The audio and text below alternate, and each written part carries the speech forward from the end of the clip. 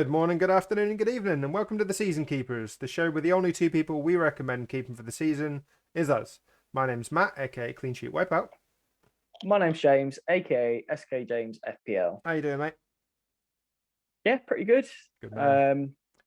Yeah, doing all right. Been a few weeks since Overhaul, hasn't it? And that was the last podcast we did, but we didn't think it was right to try and squeeze in a podcast between quite a tight turnaround. And obviously, with the way that the Sky Gameweeks works, it just didn't make sense. Whereas this feels like a natural point to bring out another pod, review the last couple of weeks, how we've got on post Overhaul, and I think this is where maybe we start to plan a few transfers. So definitely worth getting into, James. And as always, I think we'll touch on the games, game by game, tier by tier, have a run through, look at our teams, and then discuss the strategies ahead. So, James, first things first. Man United 1, Southampton 1. Yeah, great result for us. Very happy with this. Forster hitting tier two for the saves, 6 saves. Obviously, De Gea is more likely to be owned by people in the game. Yeah. He came away with save tier. Yeah, it was a very good performance for us. Obviously, the budget pick Elyounoussi getting an assist. Been playing well recently. Maybe worth it if you don't have much to spend. Obviously, you got like the likes of Ramsey there too as a budget pick, but if he keeps playing, he could even give you coverage for the Norwich game. I wonder when this conversation is going to come around, because this sounds all too familiar to the start of the season, when obviously Elyounoussi was the big pick. I think it was after the first overhaul. And yeah. He had started a run of games, he was scoring, and we were like, oh, he's so cheap. And then he lost his place. And he did. And I think me and you both said that it was always going to be the risk, because he's one of our attacking wingers, and we've got a number of them. And I even think Redmond is back this weekend as well, so it's another one to add to the mix. But he's been playing well. He played very well against Tottenham, and he also played well against Man United. And yeah, goal and assist in 2 games. It's not bad. But with that single game day against Norwich upcoming, I think it's next Friday, I do think the only 2 players you should be considering are Prowse and Brozier. Yeah, agreed. Those are the best players from either team, I'd say. I'm more likely to go for Brozier, I think, but I'd be quite happy or comfortable with Ward-Prowse as well. Yeah, I think if you've got the budget and you want to maybe look long-term hold, Ward-Prowse, consistency. But Brozier is a very good pick for me, and we've got a good run of games from Norwich onwards. I think there's 4 or 5 games in a row where I think he's got goals in him, and he's clearly the favoured attacker. I say that he'll get rested for Norwich now, but I don't think he should, because he's exceptional. He's an unbelievable talent, and I would be amazed if Chelsea sell him in the summer. If we can get him back on loan, I'd be incredibly impressed. If we can buy him with a buyback clause like we have Livramento, I will be outstanding, because he's such a talent. He's got pace, he's got strength, he's clinical. Yeah, I think he got man of the match in this game. And he didn't even score or an assist. It just shows how influential he is. And yeah, he's such a talisman. Yeah, agreed. I'd love to see him permanently here. It's just getting increasingly unlikely with how well he's playing. I know. Hopefully, Livramento can have a little word, because I know that they've got a good friendship, obviously being through the Chelsea youth set up together, and you always see them chatting together on the pitch. So if Livramento could have a little word and say, let's just stick around for a couple of seasons, grow a little bit, and then you can move on. I'm not saying Brozier will be with us for the next 4 or 5 years, but if we can get a couple of seasons out of him and then sell him back to Chelsea for 50 million, 60 million, then happy days. Yeah, agreed. Jumping on to the next game. In terms of it being a game, I think it was pretty poor. In terms of Sky, things to consider, obviously the fact David Raya is back, they kept a clean sheet, got himself saved here. And as always, Norgard, 10 tackles. Yeah, beastly. I wish I considered him more at Overhaul. It's kind of a pick I did think about before Overhaul started, and then kind of forgot about, because he's not really a glamorous pick. Nah. He'll consistently get you 4 or 5 points. Exactly. He does the business, and I do quite like those players. So it would probably take a captaincy game day for me to bring him Yeah. in, say if I needed Brentford coverage, because otherwise I can't really see myself going there unless I actually, I don't know, maybe need the money. No, But exactly. I he's a think very good option. it also feels incredibly unfair that 5 tackles is tier 2, and then you don't get anything else because he's doubled that, and he still Yeah, it's gets got the to be same tier points three, as isn't Jensen. it? And Zaha with 5 tackles is an interesting one as well. I think I listened to Planet FPL today, and apparently teams have the most tackles against Crystal Palace. All right, okay, Like, if I don't know if it's because of Zaha giving the ball away or Gallagher or whoever, might but be. teams that play Palace consistently get a lot of tackles, Mm. as seen here. And I did see after this game, quite a few people sold Gallagher to move on to Villa assets on the Sunday, and I'll come on to my opinion on that later in the pod, but it's mainly because obviously Gallagher then misses this Chelsea game that's upcoming.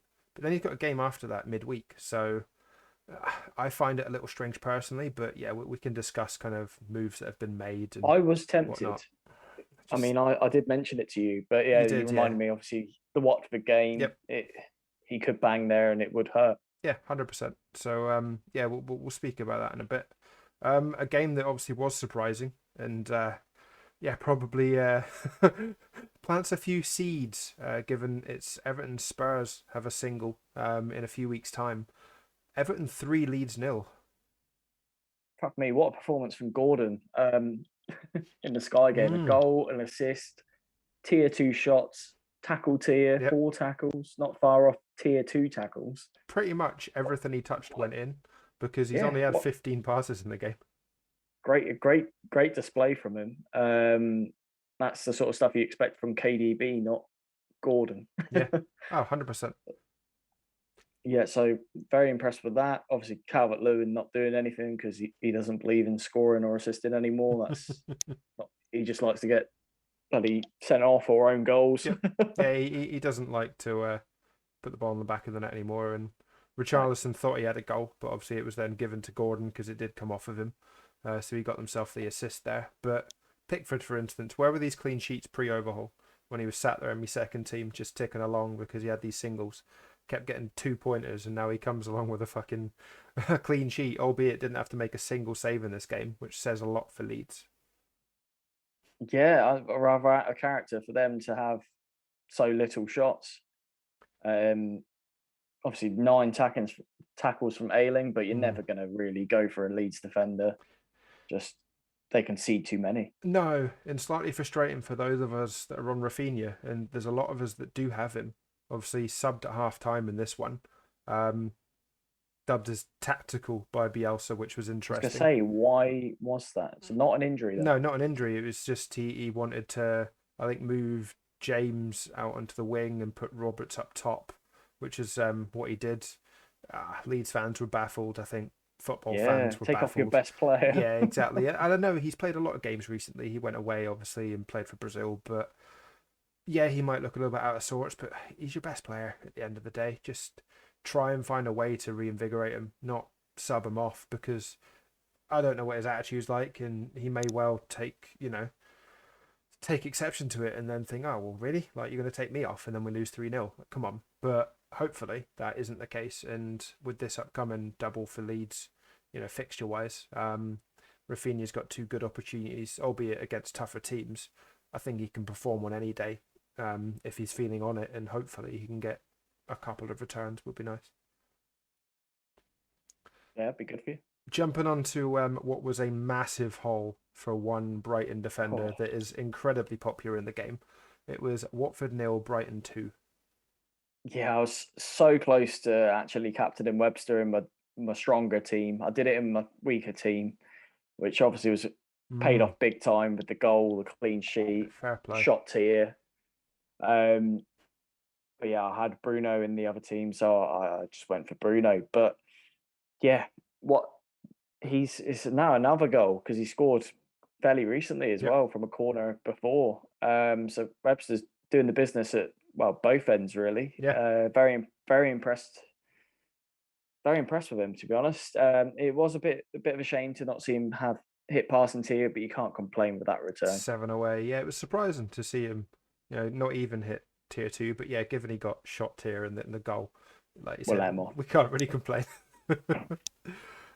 Jumping onto Man City assets, and a frustrating one for those that have doubled or tripled up, because it saw Cancelo, Laporte, KDB all miss out. Rotation galore, but didn't stop Man City running riot. It was Norwich 0, Man City 4. No, yeah, dominant as ever. Hurt me big time in one of my teams. I've got like Laporte, Cancelo, Rodri. So 3 players to just not completely feature Yeah. was hard to take. But I guess we're now gonna have to expect it at this time. So I don't know. Do you hold for that? Look, obviously they're now likely to. They should play the next game, but maybe it's something to think about moving away Yeah. from Man City players. So City is on my notes to discuss with you post the fixture chat, because I think this weekend poses potentially the time in which you start to consider moving a Man City asset or two on if you have to cover upcoming single game days, because they're one of the teams that aren't doubling this week. They don't play midweek. Yeah, I think it's certainly a consideration. Jumping on to the Sunday games then, and first things first. Obviously, it saw most of us captain Mo Salah decided not to turn up. Well, I mean, he started but didn't do anything in the game. It was Burnley 0, Liverpool 1. Yeah, big gains for anyone that was brave enough to captain someone else, but I doubt many did. Um, Resolute performance from Liverpool against what is a tough Burnley team who played very well. I own Weghorst in my stronger team, so it was obviously I was happy to see him playing so well as a team as well. But it was a shame to see him go off. But we've heard from Dyche, it does seem like he might be okay for the next game. So Sounds obviously likely. they've got a glut of fixtures coming up. So I'd like to keep him if I can, um, especially with the way they're playing. Initially, he was in overhaul to be transferred out of my team, but I've been quite impressed with what I've seen so far. Yeah, they've got 4 games in the next 2 weeks, and obviously one of them is that single game day against Leicester. Albeit if you're on Pope, you've got coverage, but if you've got Pope and Weghorst, for instance, I think you probably stand in good stead, good stead to capitalise on that day, because not many will still have at least the double up come that fixture. Yeah, true. And if I fancy it, I can go for Weghorst as captain over Pope. Leicester probably will score, but it's hard to predict. Yeah, and then obviously for Liverpool, it was frustrating as a Trent owner, for him to be the only defender not to hit passing tier. Bit Yeah, of a farce, given in the week before he did hit passing tier, got 60. They didn't give it to him because apparently their T and C's say that it's got to be post 10 a.m. Well, it was updated by Opta at 1 a.m. But I think they touched on it on the 3-for-1 pod that it sounds like it's probably the way that they've written this game, that they just couldn't change the algorithm because the game week had ended, given it was the last fixture of the game week and they had already started the new week. If it was a midweek thing, it was probably likely that it would have been. But yeah, it's laughable seeing all the responses from their kind of Twitter account. And as most people have been saying, it's not run by Sky Fantasy Football. It's run by Sky Bet, and it's just knobheads on the other end just trying to make it sound like they know what they're talking about, and half the time they don't, so they're not even worth tweeting anymore. yeah. I've seen those responses. You might as well be speaking to yourself. God, yeah. And the other frustration was Jota. Obviously, was supposed to start this one. Mane was supposed to come off the bench. I think he picked up a dead leg in the game week before, so he was kind of benched this time. Mane got the 67. Jota then came on, didn't do a lot. And then he also picked up an injury yesterday in the Champions League game, and there are initial rumours that he could be out for a couple of weeks, but I'll be waiting to hear from Klopp, and hopefully he gives us an update tomorrow on the Friday, because if Jota's out, I've got a decision to make, and again, we can come on to that once we finish these fixtures. Yeah, as will I. Newcastle 1, Aston Villa 0. Yeah, the midfield tackles carries on. We can count Joel Linton as a midfielder now. We He's can playing there. indeed. 6 for him. Willock on 4. So yeah, a lot of tackles got stuck in. But yeah, another win for Newcastle. They can be very happy with the way they've been playing. Obviously, didn't have a lot of the ball. If you look at their passes, the No. highest amount of passes was Dan Burn on 21, which is nothing. I think Sanchez at Brighton has more passes than that most game weeks. Yeah, he does. So, but yeah, credit to them. Obviously, a free kick from Trippier again is very good, and he's going to be a big blow for them. Yeah, sounds like he's broken his metatarsal, doesn't it? Yeah. Oh, that reminds me of old Beckham Oh God, yeah. back And in the then, day. That's the first time I heard of the metatarsal. and then obviously on the other side, this is the moment in which a lot of people seem to have made moves towards Aston Villa players on the back of Coutinho and Ramsey's monster haul the week before. And personally, I find it surprising that you're making these decisions so early after overhaul. There's a reason why you started with those players and you didn't pick Aston Villa at this stage. So after one crazy haul, you're then throwing away a transfer or two, in my opinion, to bring in, albeit a very similar asset. Quite a lot of people have moved from Gallagher, for instance. I still think, Gallagher misses the Chelsea game, but then, he's got the Watford fixture. He could quite comfortably outscore Ramsey or Coutinho in that game. And this just goes to show that immediate transfer, Ramsey got a 1-pointer, Coutinho got 2. Like, you've used a transfer to try and pick up on an away fixture against Newcastle, who have turned in form. And you're jumping on the immediate, whereas at the moment, this is why I'm holding back and trying to be a little less aggressive with the team that's slightly further behind, even though it has more transfers, because I just want to see people making these moves. And then eventually, when it comes to the big games, when Chelsea start to come back and double, and more double game weeks are announced post FA Cup fixtures, I'll be able to jump on them when hopefully other people can't. And that's my only vision at the moment, is to try and claw that team back. And it's done well in the last 2 weeks because of that, probably. So, it's frustrating to see, and I question it. But at the same time, if you want to continue to make transfers, please do so. I was going to say, it's not frustrating for me. I want to see it. Yeah, I was going to say, you definitely do, don't you? Moving on to a team in which, again, we'll have to consider probably in a couple of weeks' time for that single game day. And the team on the other end as well. They've got an upcoming single game day this week, or next week, but this game week against Arsenal. Spurs 0 at Wolves 2. Yeah, very, very surprising performance from Wolves. My boy Sarr delivering yet again. He's in my weaker team, and I wish I had him in my stronger team too. However, obviously, Very with well. Pope and Burnley, I had to pick Pope from the start. But I would like to get Sarr. I just don't know if I'm going to be able to. He gets so many saves. He's been having a lot of clean sheets this season. He's a very good player to have. Yeah. Surprise clean sheets like this just what fire your team up in the ranks. Agreed. Yeah. If you can't get Sarr, I think the next, probably the most popular Wolves asset going into this single game day is going to be Max Kilman. I think he's already at least 30, pretty much 30% owned in the game, looking at FF Stuff's website. That's going to rise substantially come next week. Even though I think Arsenal are potentially the better pick for that day, Arsenal then blank. And I don't think it's worth jumping on Arsenal until early March. I think it's the 6th of March potentially is a good day to jump on Arsenal assets. Until that point, I think Wolves are comfortably the option here. And I think a lot of people may well be moving, for instance, Webster to Kilman this weekend. Could be an option. For me, if Jota's out, I think I'm just going to go straight there. Go Jota to Kilman. It was probably going to be the choice on the Thursday anyway. So I'll just do it a game early.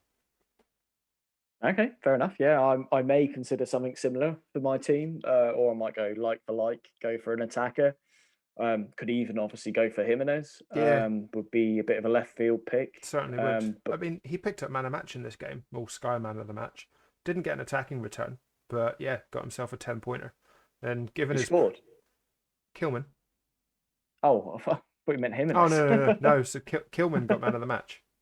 All right, okay, yeah. So got 10 points, and and for his price, you're definitely not going to turn that down.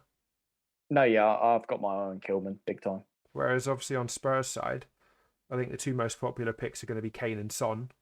At the moment, they haven't really found form, and you're going to want that come the Everton game because there's going to be a big choice about potentially Ronaldo to one of them, for instance. For those of us that have got Ronaldo, I think that's an easy route off of the Man United asset. But do we really want Spurs? I mean, I've got to see some form of improvement, and I know Wolves are a tough team, but yeah, I think they've got a nice run post the Man City fixture, and Conte is going to really want to turn it around. Otherwise, they might even struggle to make the Europa League spots at this rate. Yeah, no, that'd be worrying. I think, yeah, the Ronaldo to Kane move is definitely there for people on Ronaldo. I'm not, but yeah, for those that are, does kind of sort of make sense. Agreed. Yeah. All right then. In the final game on the Sunday, and you know, I think the obvious captaincy choice, um, aside from Salah, and a lot of us went Mo Salah. If you weren't on Salah, I expect you were probably on Jared Bowen, and if you did go there, you were heavily rewarded. It was Leicester 2, West Ham 2.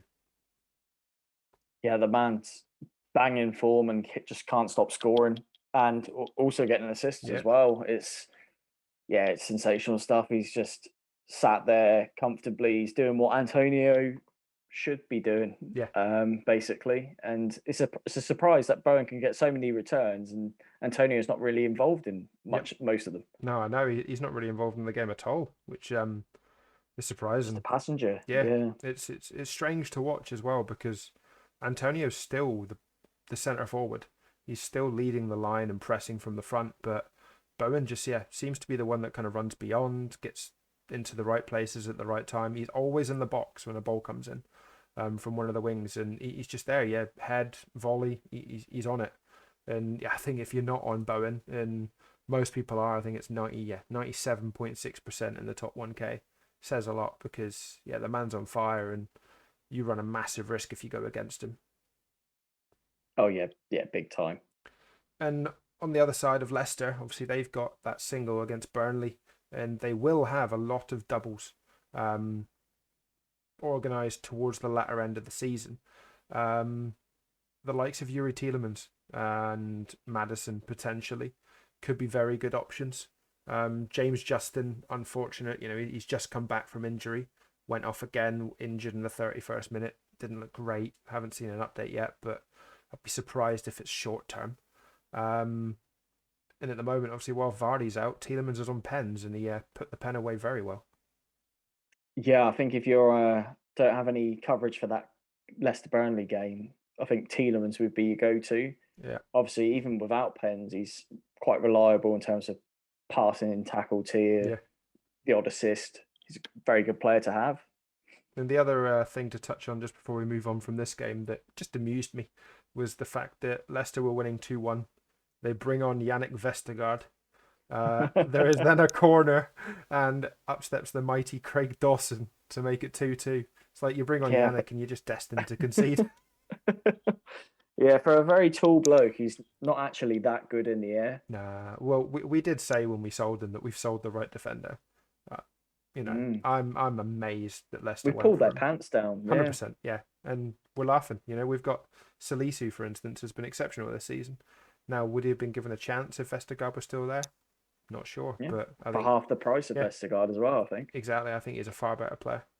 Um, Yeah, definitely. and then jumping on to obviously the single game day just gone by. It's the single game day we were hoping for as Ronaldo owners. Man United 2, Brighton 0. Yeah, I was despairing. I thought I was going to be, well, my rank dropped massively when Ronaldo scored. Obviously, I don't have Ronaldo in either team, and my captaincy was on Bruno Fernandes. So the end of this game was vital to me, sort of maintaining my rank. And yeah, celebrated that goal like a United fan when that went in.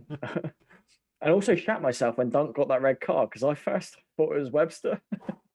Oh, mate, if it was Webster, My God heart no. sank. Yeah, and obviously this isn't Dunk's first time either. He's had a couple, but yeah, got himself sent off. I thought it was a bit harsh, personally. So Yeah, well, I think it was Webster that was actually sort of coming over to cover, yeah, and I was really surprised that they gave it. Obviously, when they go over to the monitor, you're a bit concerned. yeah, yeah. I was surprised, but it was unfortunate, and the big decision was Ronaldo versus Webster because I think they're the two most popular assets in this particular tie. And I was so tempted to captain Webster just because I haven't seen enough from Man United or Ronaldo. But I went with the ownership at the end of the day, and obviously Dan's captaincy poll, and it looked like Ronaldo was kind of the outstanding asset there. And thankfully, I did. Obviously, goal, shot tier. Um, it was needed, and man of the match as well. So had I gone the other way, yeah, Webster picked up pass in tier 2, but it would have been a horrible, horrible decline. And this is why Yeah, this is definitely. why we've got Ronaldo, right? This is why, because yeah, he might not be the best asset at the moment, but Man United had these singles and also have got a couple of tasty upcoming games. And if Ronaldo goes off in two of them and you've not got him, you're going to drop. So yeah, I think it was the risk worth taking rather than Harry Kane. Yeah, he could have scored a header as well. He Yeah, was could have had two. yeah, definitely. And had Bruno unselfishly passed it to him at the end of the game there, could have had a double, but nah, he smashed him. Nah, it's fine. Great finish. Definitely. Right, so should we quickly talk about our teams before we Yep. discuss upcoming moves? Yep. So I'll go first. Team one actually performed better than Team two in this week. 88 points. Nice. But I think I have no idea if it's gone up or down, but it's now 659th. Oh It's yeah, got I saw that. Yeah. 4.3 million in the bank. So plenty to play with. I could upgrade Rodri to Kane if I wanted to, probably. So yeah, happy with that. But in that I was talking about. So Sarr, 12 points, double Liverpool defence. Webster captain, 38 points. That was a very good decision Tidy, there. yeah. That was the highlight. Team two, it's been floating around the 150 mark for like the last 6 weeks. It's 158th, 74 points. So I think I have slipped down a little bit. Bruno captaincy did pay off in the end, 24 points, 19 points for Webster. Laporte and Cancelo missing out, bit disappointing. Yeah. Jota 1 point, Weghorst 2 points. Yeah, there's a few disappointments in there, but hopefully that will change. Yeah, fingers crossed. Um, for me, I ended up 82 points for team one, which is actually it's risen about 350 places since overhaul. It was just below 1.4k. I'm now just above 1k, 1014th. So it's doing well. I mean, it's very template. There's a couple of players in there, so the likes of Jota, for instance. His 17-point haul against Leicester was massive. It was a gamble. He might be injured now, which is frustrating given Norwich and Leeds are obviously the next two fixtures. If he is, yeah, I really think I've got to have a look at him and see if I can move on. Probably. I don't know whether to jump onto Brozier early or jump onto Kilman early. I might go Brozier early because he's a forward.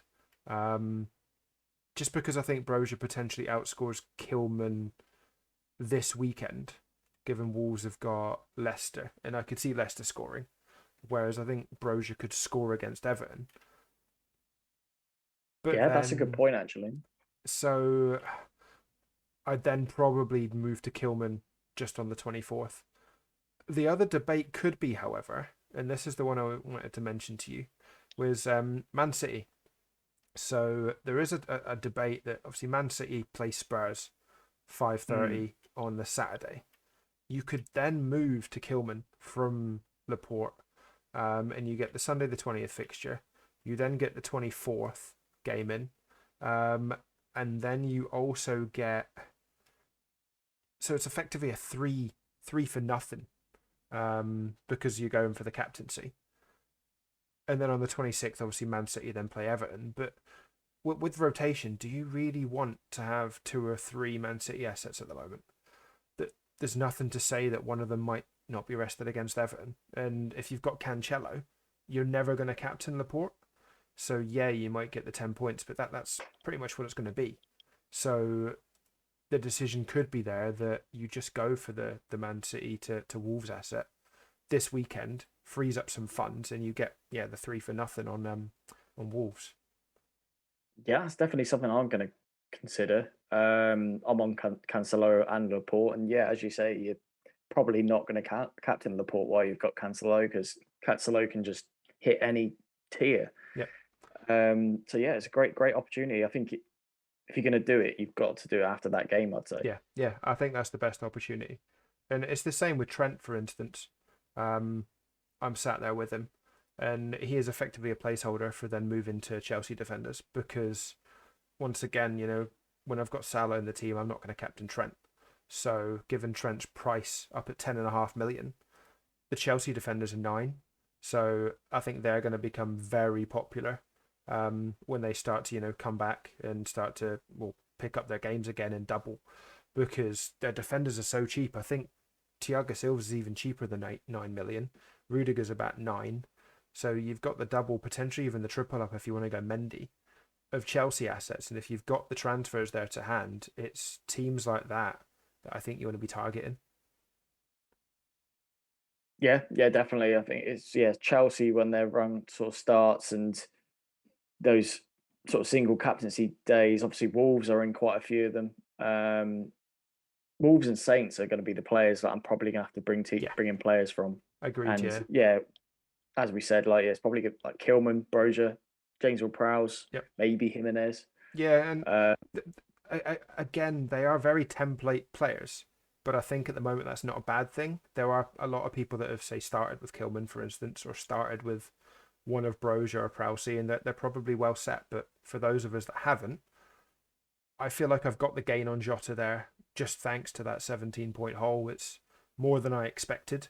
So I'll take it, and I'll probably run, particularly if he's injured. Whereas Laporte is frustrating because we only really got that Brentford game, the 10-pointer, then he didn't return, and that's annoying. And if they don't keep the clean sheet against Spurs, for instance, arguably you probably just should have started with Kilman, because Kilman also picked up 10 points, in the game just the weekend gone, and would have effectively outscored Laporte. So that was annoying, and it's a debate I had with myself at Overhaul, is whether I wanted the City. The risk was too much for that Norwich game, because I thought City would run riot, and they would inevitably keep clean sheet. And if Laporte was in there, he could have done very well. Both Diaz and Walker got assists and clean sheets.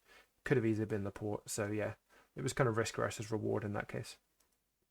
Yeah, the plan for me at Overhaul was to hold Laporte long term, right through to the end.